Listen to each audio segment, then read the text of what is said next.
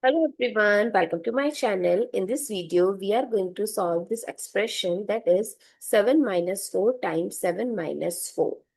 So many people thinks that 7 minus 4 is 3, 7 minus 4 is 3 and 3 times 3 is 9.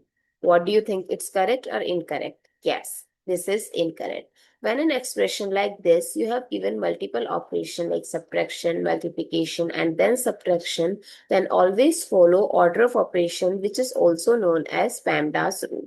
As per this rule, first solve the parenthesis, then exponent, then multiplication, division both have same priority, similarly addition and subtraction. So first solve the multiplication here. So 4 times 7 is 28 minus 4. 7 minus 28 is minus 21 minus 24, that is negative 25. So what is the correct answer? Negative 25. So now there is a homework question for you guys. Comment down below what you get it by using the same formula. So the question is 8 minus 4 times 8 minus 4. If you find it useful, so don't forget to share your feedback through like, share, comment and subscribe to my channel. Thanks for watching. See you in the next video.